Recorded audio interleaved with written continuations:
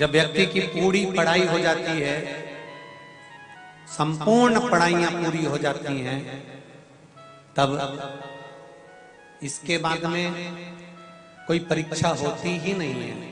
शिव महापुराण की कथा कहती है जब पूरी पढ़ाई हो जाती है, परीक्षा तो उसके बाद ही चालू होती है। परीक्षा सही तो सारी पढ़ाइयां होने के बाद ही चालू होती है महाराज।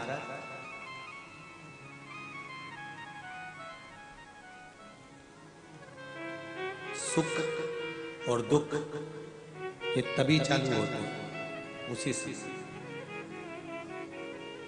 बचपन खेल में खोया, जवानी नींद भर सोया, बुढ़ापा देख कर रोया, सिराने मौत हंसती है।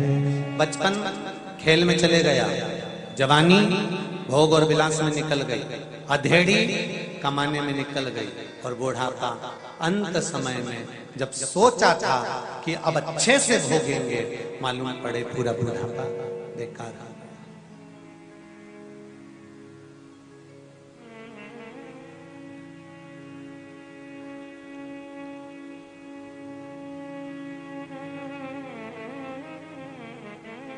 नौकरी पे से एक दिन की छुट्टी मिलती है रविवार,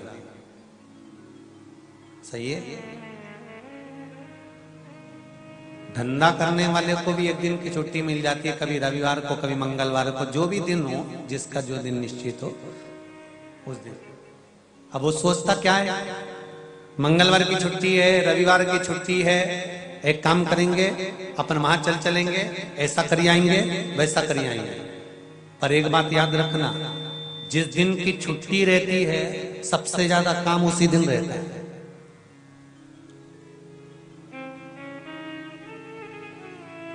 उसी तरह मनुष्य, अभी तो बचपन खेलने की उम्र है, आनंद जवानी, जवानी भोग और विलास की उम्र है, अधेड़ी तो अभी कमाने की उम्र है। अभी नहीं कमाएंगे तो कब कमाएंगे, अभी नहीं कमाएंगे तो कब कमाएंगे, कमाने की उम्र है। और कमाते कमाते कमाते कमाते कब बुढ़ापा आ जाता है, अब सोचता है कि अब मैं चैन से बैठकर खाऊंगा।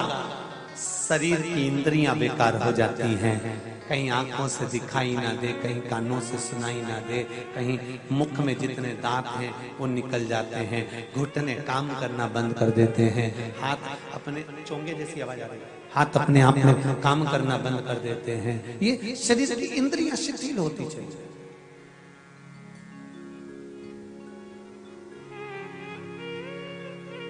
क्या सुख होगा? सही कहा है किसी ने,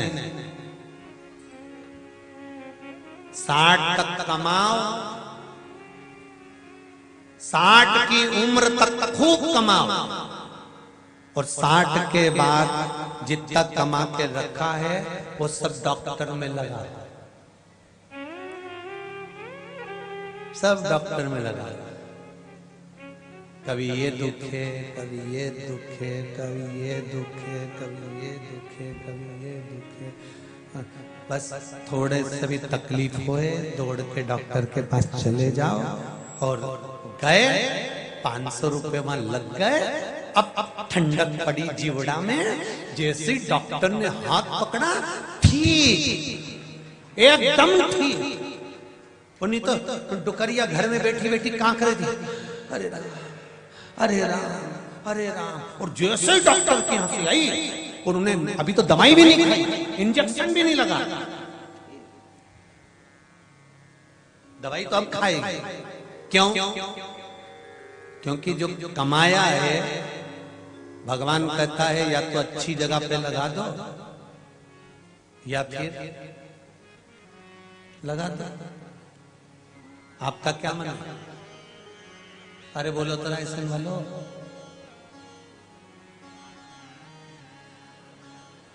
नहीं तुम तो अच्छे से बोल लो, तुम्हारी मर्जी पड़े ना। फिर कहूंगा, दान नहीं करना मत करो, सत्कर्म नहीं करना मत करो, किसी को नहीं देना मत दो, अपने ऊपर खर्च तो करो, अच्छे से तो रहो। जितने घर में सदस्य हैं उतने सदस्य खूब खुश तो रहो, खूब खुश रहो।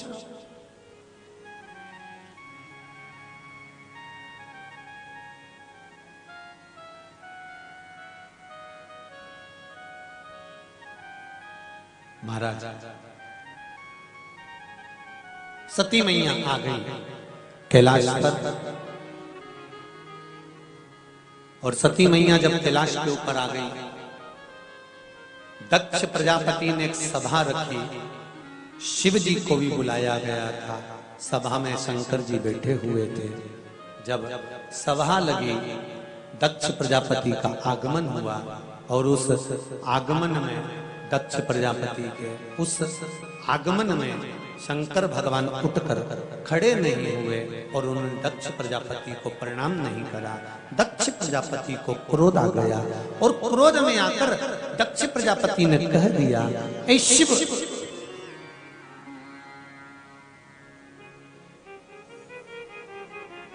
मैं तुम्हें श्राप देता हूं कि तुम शमशान में निवास करोगे।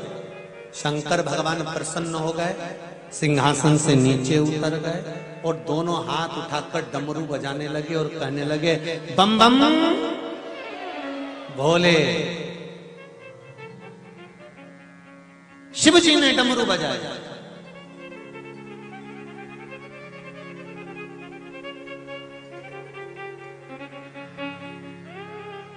और जो शंकर भगवान ने डमरू बजाया, प्रसन्नता छा गई।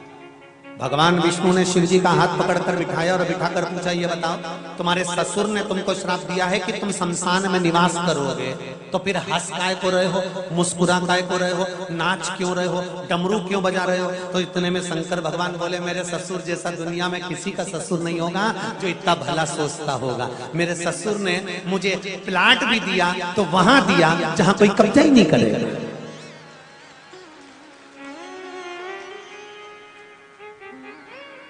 अब शमशान में कब्जा कौन करने जाएगा रे? तो कहीं का भेरू होगा तो कब्जा करेगा, पर शमशान में कौन कब्जा करने जाएगा? मेरे शंकर भगवान कह रहे हैं कि ये शिव से सीख लो, ये शंकर से सीख लो, ये मेरे ओघरदानी, ये मेरे त्रिकालदर्शी, मेरे कैलाशी, मेरे शिव से ये सीखो कि अगर कोई श्राप भी दे तो उसमें से भी अच्छा ढूंढ लेना है, कोई बुरा भी कहे उसमें से अच्छा ही ढूंढ लेना है, कोई अपशब्द भी कहे उसमें से थोड़ा सा अच्छा ढूंढ लेना है।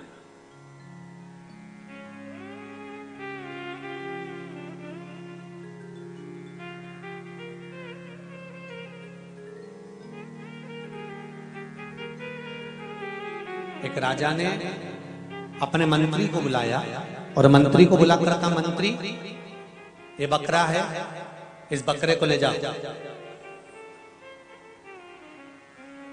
इस बकरे को लेकर जाओ और इस बकरे के शरीर में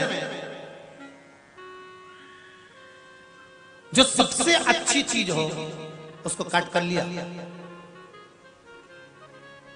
मंत्री गया, जीवान काट कर लिया।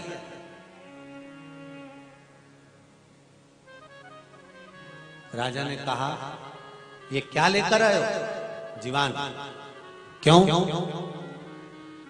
इस पूरे शरीर में केवल एक जीवान ही ऐसी होती है जो अच्छा बोलना जानती है, सब अच्छा काम करवा सकती है। ये जीवान ही एक ऐसी होती है जो दुनिया को सतमार्ग पर लाकर छोड़ सकती है, इसलिए इस जिज्ञा को ला। थोड़ी देर बाद राजा ने कहा,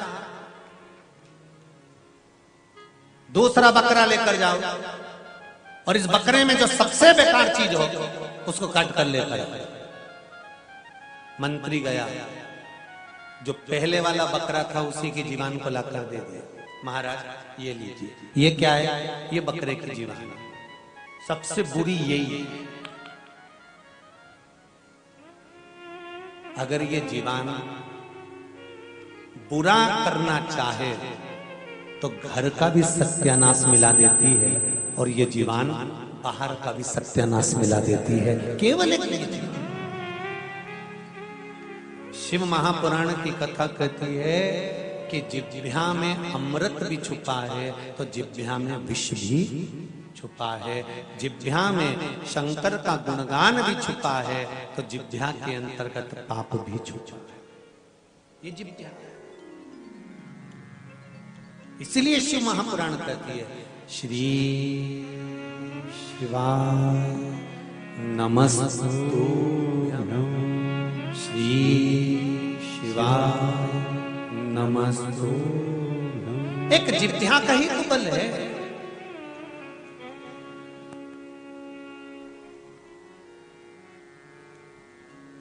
आज पंडाल में 2 लाख के ऊपर जनता है। पूरे पंडाल में प्रशासन, पुलिस प्रशासन, डॉक्टर आदि जितने भी प्रशासनिक बंधु हैं सब अपनी व्यवस्था संभाले हुए हैं। जहां से देखो वहां तक। केवल यही नहीं, बाहर गेट से गेट लगाकर देख कर आओ, चारों तरफ बाउंड्रियों पर जाकर देख कर आओ और लोग अपने प्रशासन अपनी व्यवस्था संभाले। प्रशासन के साथ कदम से कदम मिलाकर राष्ट्रीय स्वयंसेवक संघ के आरएसएस के स्वयंसेवक साथ में लगे हुए हैं। बजरंग दल लगा है, विश्व हिंदू परिषद लगा है, हिंदू उत्सव समिति लगी है, लवकुश समिति लगी हुई है, राठौर समाज संस्था लगी हुई है, ब्राह्मण समाज, अग्रवाल समाज, माहेश्वरी समाज, साहू समाज, जितने भी समाजें हैं, वाल्मीकि समाज, रजक समाज, ये सब लगी हुई है। ऐसी कोई समाज नहीं जो सेवा में नहीं लगी। दुर्गा वाहिनी,